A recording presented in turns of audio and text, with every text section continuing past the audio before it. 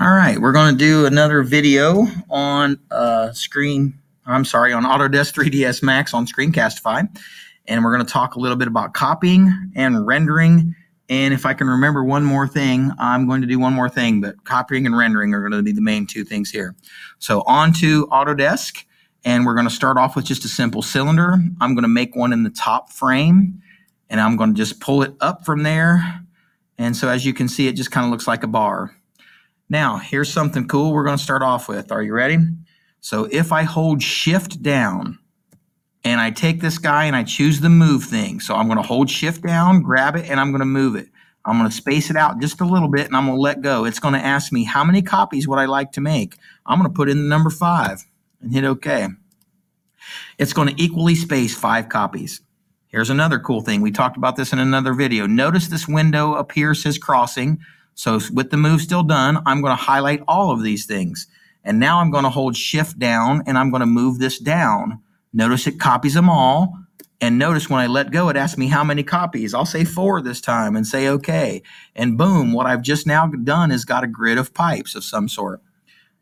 Preston talked to us yesterday and said, what if I want to put all these things in one group? Easy enough. You just click up the top, okay? And then you go down and you hold Shift and you click down to the bottom till all of them highlight, and you go up here and you say group and you say group. What do you want to call the group? We'll just call it bars and we'll say okay. All right, so we've called all these bars now, and then the cool part is if we move them all, they will all move as a unit now. If we decide to resize them all and maybe make them short and squattier, I'm going to hit maybe, where am I going to go? Here. And I'm going to resize them all. All right. Now let's talk about rendering for a moment. And actually, we'll talk about putting some skins on them too. So I'm going to take this whole group called bars, and I'm going to go here to the material editor like we did before. I'm going to go bitmaps like we did before. I'm going to choose this one for my thing. I've got one called Rust, and I'm going to say open it. So now I got a bitmap called Rust. I pull standard out like I did before. I attach here to diffuse color. Whoa, I attach here to diffuse color, and I grab this one and I pull it to one of my bars. It'll ask me to assign a selection. I just say yes. Notice all the bars turn. And then all I got to do is right click and go shaded in viewport. And now what we've literally done is we've created some rust colored bars, and we've got that in there. As you saw in the beginning, I have another bitmap, which is sky falling, and I'll show you something else you can do that on rendering.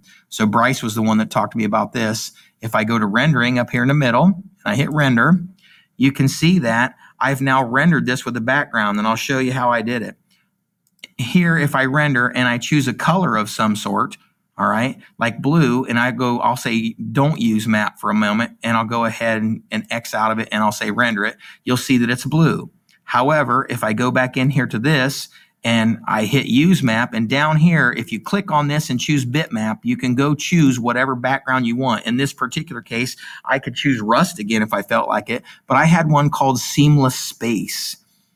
All right, so if I go down here and I find seamless space again, oh, there we go, and I click it and I hit OK, then if it uses map, it'll no longer use the color, but it will use the seamless space. So if I could pop out of it here and I render it again, you'll see that it looks this. If I want the bars to be bigger, I can go down here on zoom. I can zoom in, and I'll say nanner jack. I can actually use my hand and move things around. I don't know why your computer won't do that.